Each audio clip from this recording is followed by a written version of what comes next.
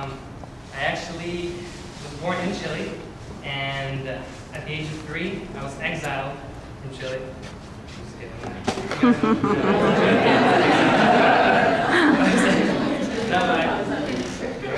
But I came from Chile at the age of 3 to the United States, and I traveled back to the United States many, many times to visit family.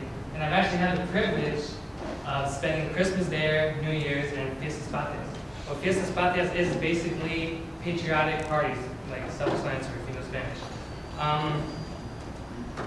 Christmas, New Year's, Fiestas Patrias, they were all really memorable, but this one is definitely the most memorable.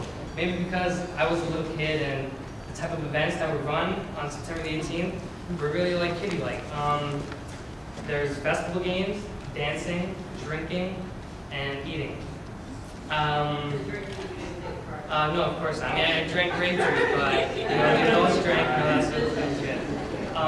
Some of the most traditional games played in Chile were actually, believe it or not, Vaseline pole climbing. It's actually really hard. I've tried it 1,000 times, I could never do it. It's basically a 15-foot wooden pole covered in Vaseline, and it's kind of sucks. You have to really grab your arms around it and kind of, there's a Chilean stage, you know what I'm talking about, right? Yeah. Vaseline pole climbing, it's really hard to get up there. You really have to use your leverage with your thighs to get up there. It's really a cool game, Chilean game.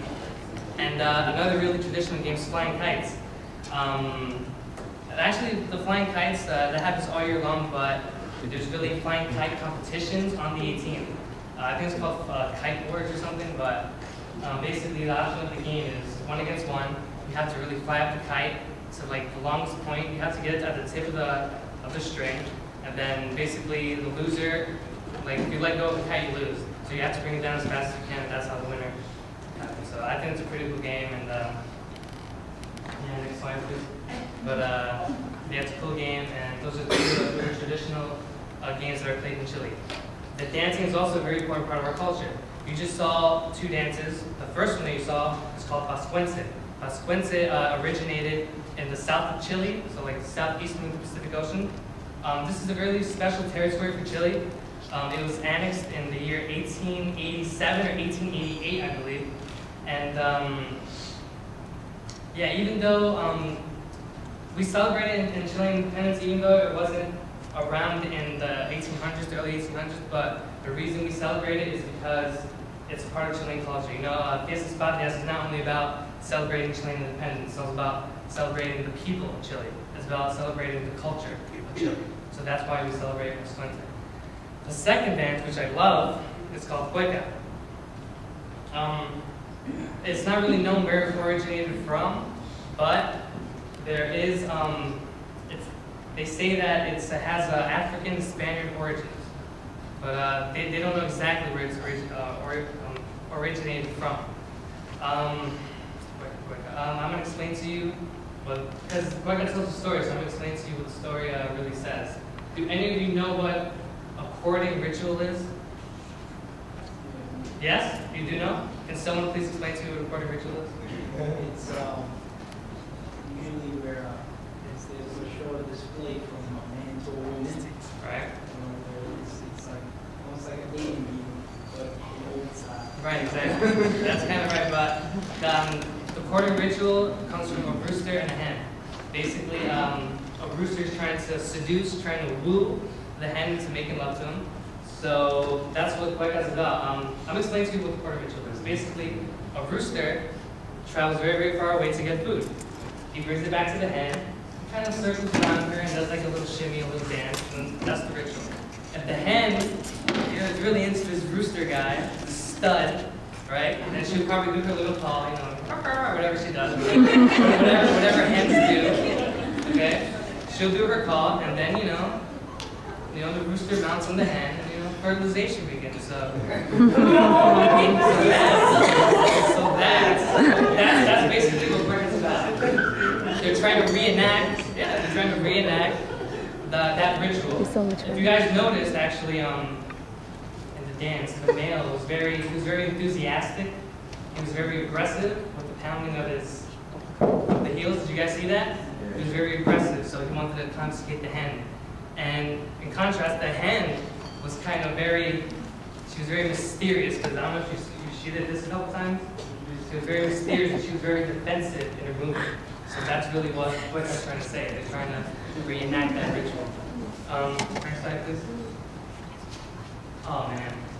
I gained 2 pounds this weekend. Just eating food like that. Actually, the list is really endless of Chilean dishes. We just brought you samples. We brought you empanadas de vino, which basically consists of meat, black olives, slices of egg, and onions. We also brought you empanadas de queso, which is made of what? No, actually, but yeah, tomato cheese. And we also brought you like just a regular pastel de dulce de leche, like a chocolate cake. But the list is really endless as far as Chilean dishes go. Wow, just to name a couple of my favorites, there's one up there. It's called pastel de choclo.